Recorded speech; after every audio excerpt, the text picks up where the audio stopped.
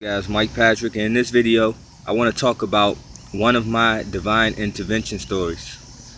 Yesterday I told you guys towards the end of one of the videos I did yesterday, I said, I wanted to share a story with you guys to hopefully give some people encouragement. I guess all throughout time, right? Life can get pretty mundane, redundant, and that there's times in I think everybody's life, if you live long enough, to where you really question, like, what's really the point of life? Like, are we here for a purpose, a higher purpose? Is there a reason that we are alive, or are we just like like anything else, like animals, okay, that's just stuck on survival, where there's no real higher purpose other than just to survive, to end up dying one day, all right? And there's no real meaning to it all. If you're an analytical person, if you're a critical thinking type of an individual, then you may have those questions, or at least at some point in time in your life, you may question what's really the purpose and the point of life, okay, despite what anybody tells you. So we know, if you brought up in certain religions, if you brought up having certain beliefs, then your religion and your belief kind of gives you a rundown on what life is supposed to be. But in everyone's life, or in most of our lives, even if you start out learning a certain thing, you start out in a certain religion and things like that, there comes a time in your life where perhaps you question things that you learn, right? Even if you end up going back to something at some point, there usually is some point. For intelligent people, the average person, like I said, a critical thinker, an analytical person, you're going to, at least once you start coming into, start to question things, right? And with that said, you may wonder, like, okay, what's the point of life outside of what my religion teaches me, outside of what my the beliefs that pretty much was I inherited? Okay, what is the point, right? And is there any point, right? And sometimes that may be very discouraging, right? That can be very discouraging. And now we're in a day of time where people are doing things like committing suicide a lot more often. People are very depressed, okay? People are very sick. And a lot of these things have to do with your spiritual state more so than anything else. And then usually whatever is going on spiritually with you, it spills over into the physical realm, okay?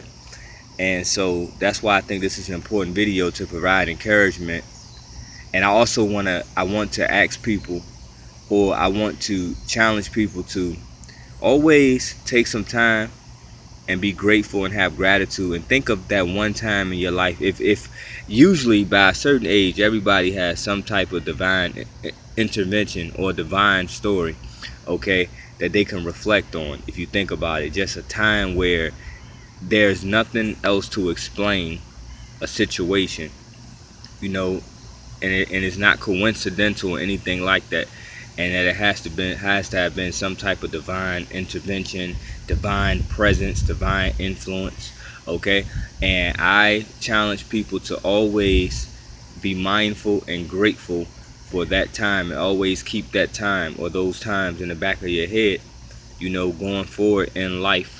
Because for the most part, those times for most people are going to be few and far in between, and most of your life is just going to be kind of mundane, regular, and normal, okay? So it's easy to fall into a rut like that. But if you can think about those special times, then you know that there is an overall higher purpose, higher meaning to everyone's life, okay? So guys, with that said, now I'm gonna share my story. So keep the video short. I'm at 4 minutes and 30 seconds. Basically, guys, it was my 22nd birthday.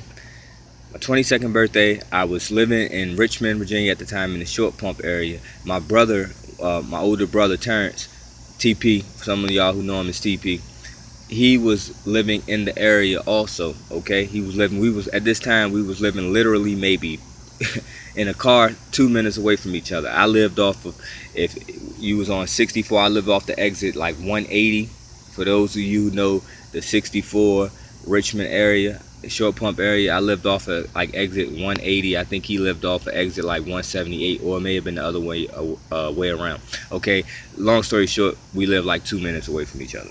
So what happened is, it was my 22nd birthday. So it was January 9th. And actually what happened was, it was January 10th when I got in the accident, because the 9th, me and my brother had went out, had a good time and whatnot.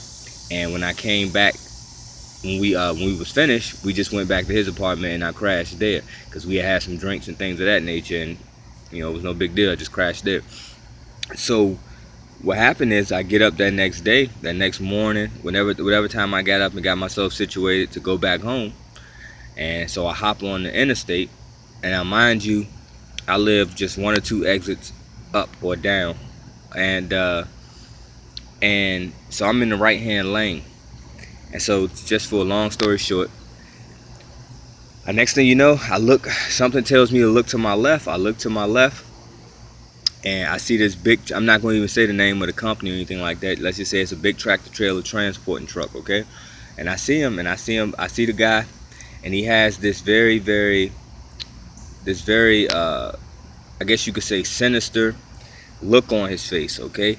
And it was almost like he was tapped out. His eyes was just, he was just gone. He just had this blank stare on his face, and he just had his flasher on. And even though he was right on the tail end of my car, and he couldn't get over, he couldn't get over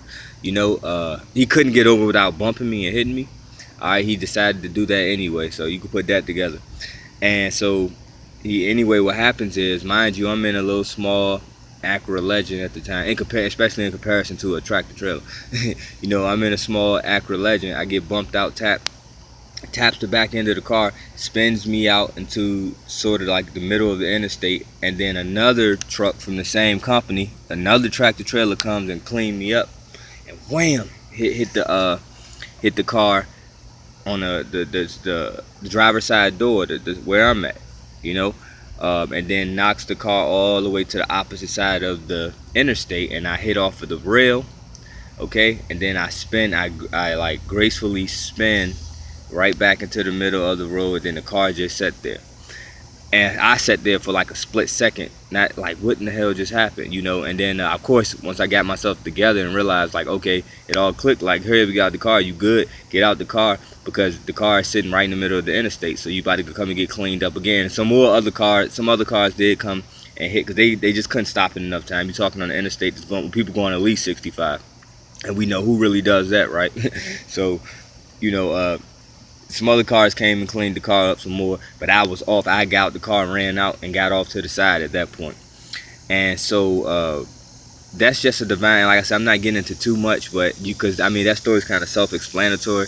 I can say, when I was coasting back into the middle of that, it's when I first got bumped out the first time, right? It felt like something was kind of like, almost like, I like to think of it like an angel kind of hovering over the car.